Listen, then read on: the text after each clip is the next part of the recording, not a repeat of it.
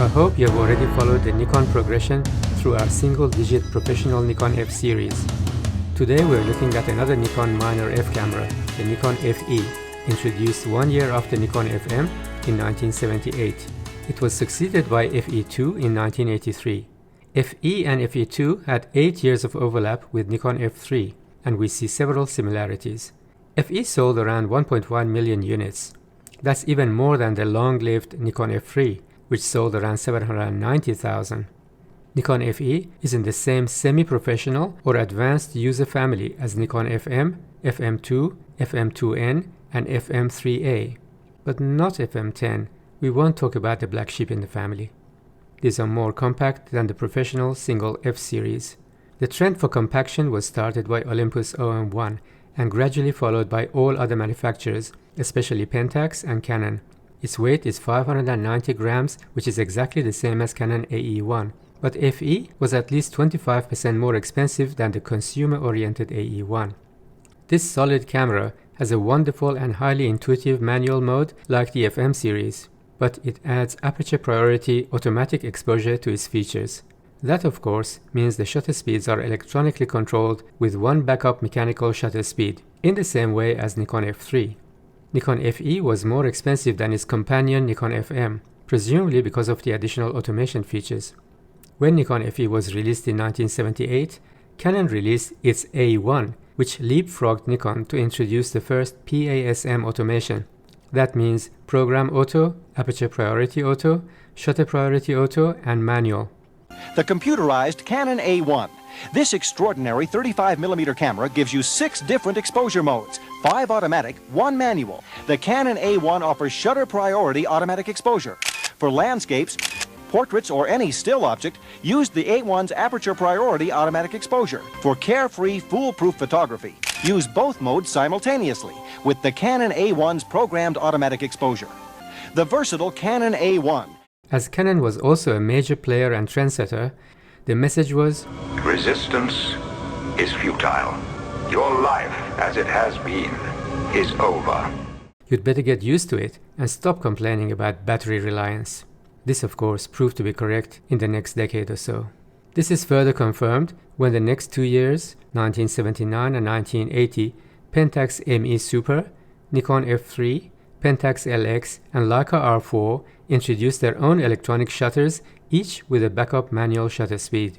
If you don't mind having a couple of commonly found batteries inside it, you'll find that this Nikon FE is a very good choice. I'm torn between this one and my everyday camera, the Nikon FM2N, which I reviewed here. The handling is almost identical, but I slightly prefer the light metering display in the FE, and we'll see why. This is a full metal, robust and dependable camera that can easily serve as a backup body to the Nikon Single F Professional series.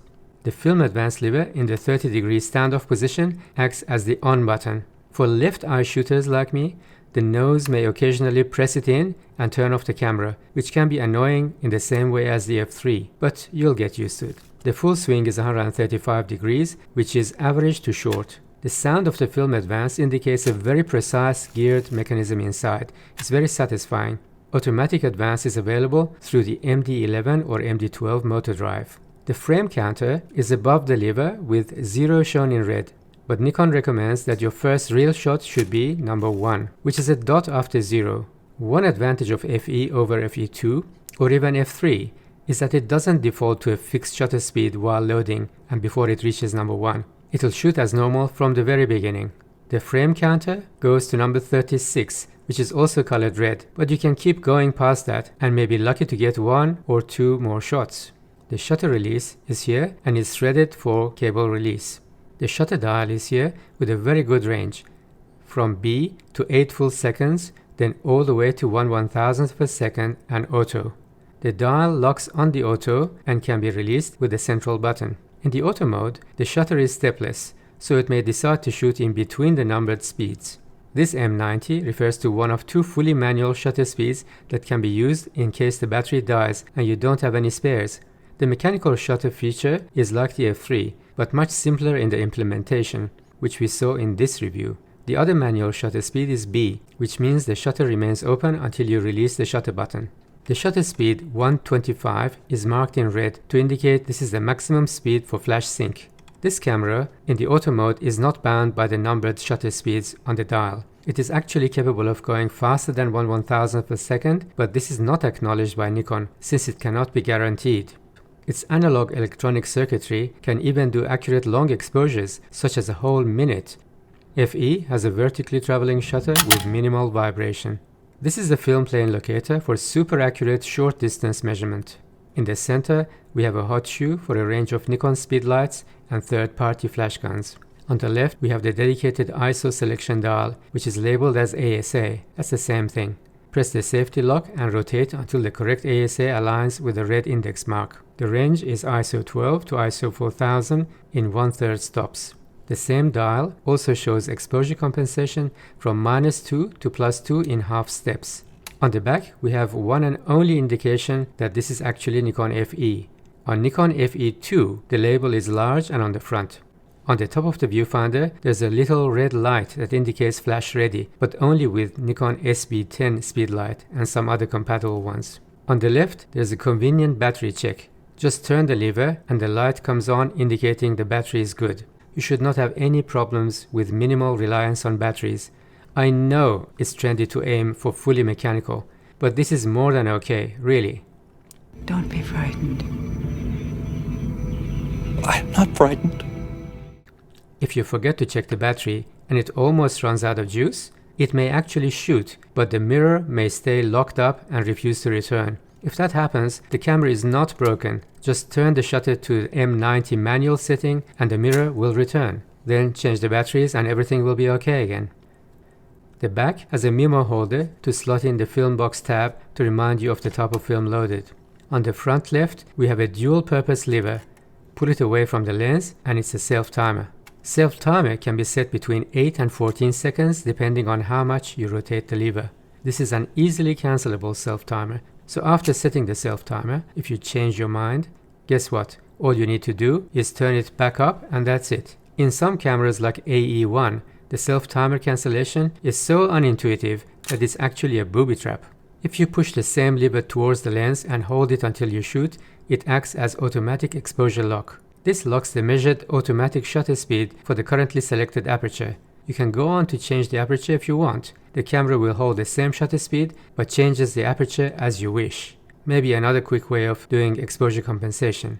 Depth of field preview gets a dedicated button that you push towards the lens.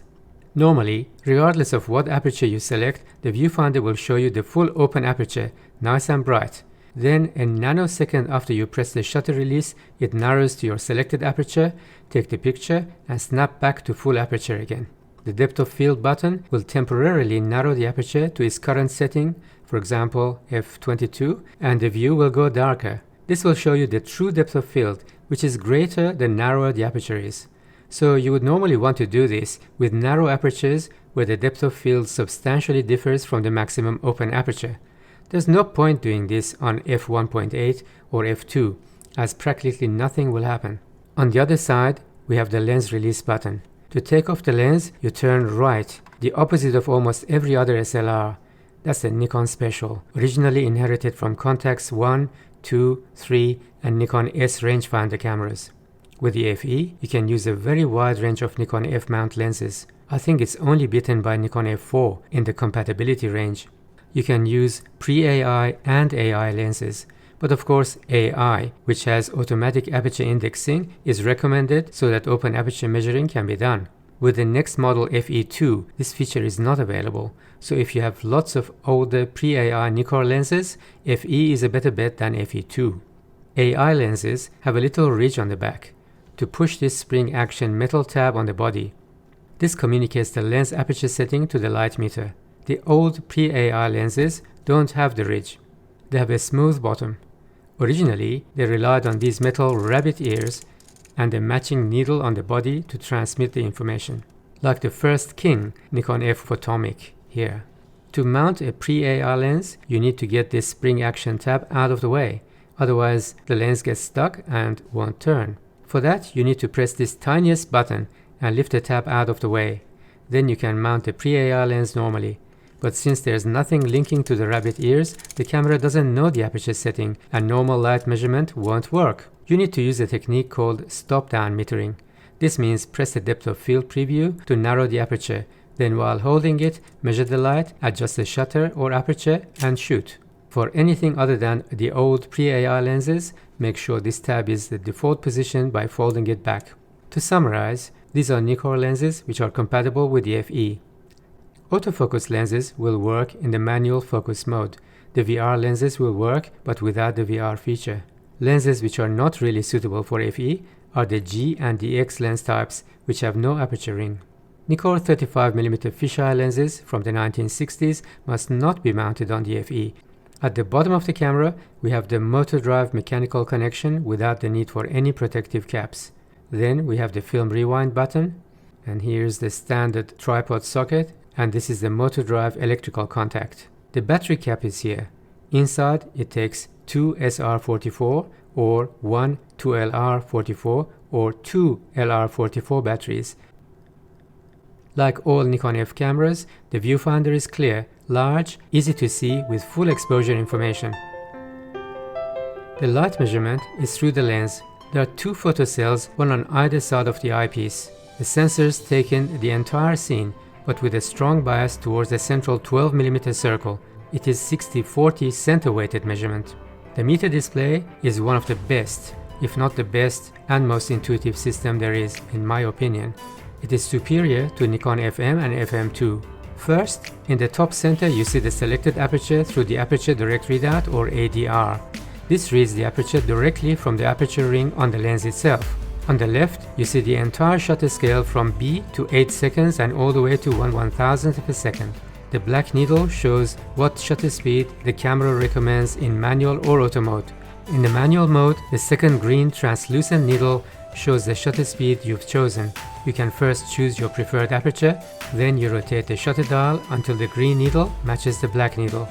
If on the other hand, you might want to first fix the shutter speed, for example to avoid a shaky handheld shot, then rotate the aperture ring. This time the black needle moves until it matches the green needle.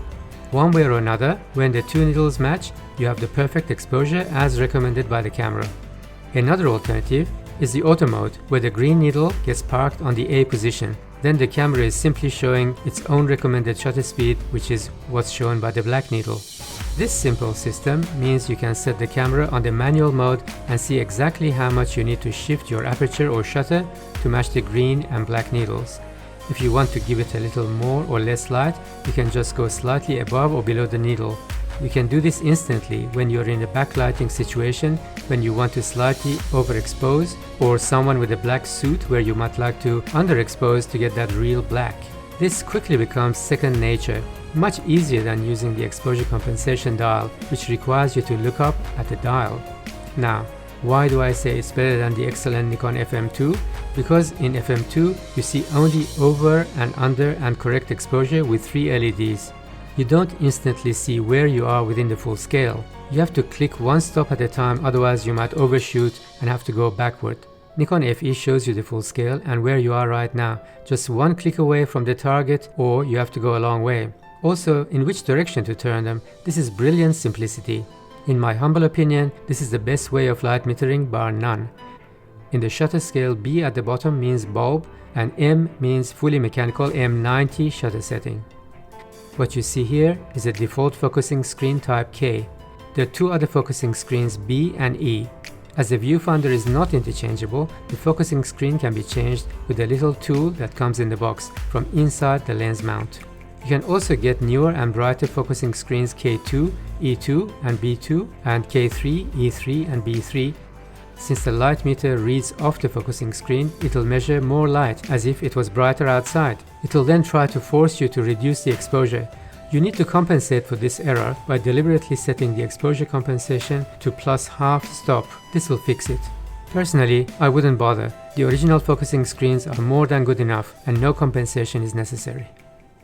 If you want to explore in-camera multiple exposure, you can take your first shot, then push this little lever and hold it while you wind the lever. The location of the little lever is such that you need to let it go to complete the advance, like this. But that's okay. This action will cock the shutter without advancing the film. Then you take the second shot. Don't forget to adjust the light for each shot to be less than normal, otherwise 2 shots on the same film frame will result in overexposure. One feature of the full professional F cameras which is lacking in the FE is mirror lockup, but there is a better option. The self-timer has built-in mirror lockup. You can set the camera up, then use the self-timer for a short time. It first locks up the mirror, then shoots as you've set. It is also a very good alternative to using cable release. The Nikon FE was not as adventurous as some of its competitors. It was in the same close family as the FM series with mechanical perfection, but with some useful and robust electronics added. Unlike the competitors' consumer cameras such as Canon AE-1 or point-and-shoot cameras, which were quickly emerging, Nikon FE didn't pile on little used features for the sake of ticking an advertising box. The design focused on Nikon's uncompromising quality, toughness, and precision. Nikon cameras have taken some of the world's greatest pictures. More professionals use Nikons than all other 35mm cameras combined. But you don't have to be a pro to own a Nikon. This Nikon FE is as easy to use as the 35mm SLRs amateurs buy. Nikon, we take the world's greatest pictures. If you are drooling over one of these professional Nikon F cameras, especially the F3, but can't afford one, or you find them too heavy, consider the Nikon FE. It is easily 95% as good as those professional cameras for most shooting conditions. This one is gradually taking over from my favorite grab-and-go camera, which is Nikon FM2N. They compete for my attention. I must say this one is easier and more intuitive to use. Nikon FE2 was produced from 1983 to 1987. Around 600,000 units were sold. Its supposed improvements over Nikon FE include shutter speeds from 1000 increased to 4000, flash sync from 125 to 250, TTL flash metering added, LED in the viewfinder indicating exposure compensation in use, a flywheel mirror dampener, the light meter activation with half press of a shutter release for 16 seconds, and FE2 logo on the front of the body. In FE2, these features were removed: compatibility with non-AI lenses, external battery check LED, and also this model forces the user to advance the film to frame number 1 before activating the meter. I personally prefer the original FE, which is this one, because of its compatibility with the earlier Nikon non-AI lenses, which are easily available, very good, and criminally cheap. Besides, I personally don't find any of the additional FE2 features compelling. If you are considering getting a serious film camera in this class of semi-pro or advanced user SLR film camera, there aren't a lot of choices better than Nikon FM2 and this Nikon FE. If you stay back, I'll show you how to load the film in a way that you get at least 1, 2, or 3 additional shots out of the 36-shot roll. If you already know, I say goodbye to you and see you with the next review. Subscribe means thank you.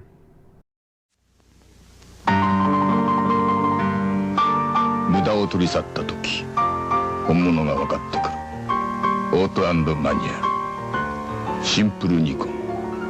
ニコン FE。The normal film loading method option 1, according to the manual, is to open the back by pressing this security lock and lifting the film rewind lever. Pop the film cartridge in the left chamber, push this back down, stretch the film leader to the other side, put the end into the take-up spool slot, then rotate the take-up spool with your thumb until you see it emerging from the other side, or advance the film at least once to see that it's going around the spool. The film should be nice and flat, and holes engaged with the sprockets. I will mark the amount of film lead that is wasted by being exposed to the light. Then close the back. Shoot a blank on one of the manual apertures, wind and shoot several times until the counter reaches number 1. Number 1 is the recommended first real shot. You shoot until you get to the end, which is normally shot number 36, and it won't wind any further. Press the rewind button, use the rewind crank, turn and return the film back into the cartridge. If you like to develop it yourself, you might like to leave a little leader out of the cartridge. When you sense that the film has been released from the take-up spool, stop right there and take out the cartridge. Now for option 2, where we get 1, 2 or 3 extra shots on the same film roll. First, cock the shutter, You will see why later. In a fresh new film, this much leader is out of the cartridge. On the short side, 3 holes out. Open the back. This time first put the end of the film leader into the take-up spool. Don't stretch the leader out. Rotate with your thumb as far as it will go without pulling the leader out of the cartridge, which I'll mark. At this point, pop into the bathroom and turn off the light. Then stretch the cartridge to the left chamber and pop it straight in. Then close the back and turn on the light. The shutter is already cocked, so you don't have to wind and waste another shot. You can start shooting right away on the frame S, since you cocked the shutter at the beginning. Considering that we didn't stretch any of the film leader out, we save a good length of film. If you forget to cock the shutter first, after you close the back, you will have to wind, and that will waste one perfectly good film frame. But there's a way around that too. You can use the double exposure feature to cock the shutter on the S without winding the film at all. You know what's happening, right? Let's compare the amount of film leader wasted in the option 1. It's this much. In option 2, this much, which is just the original exposed leader. The difference is more than 3 frames. Even if you accidentally stretch a little more leader out, you waste just 1 shot and save at least 2. Okay? Happy shooting!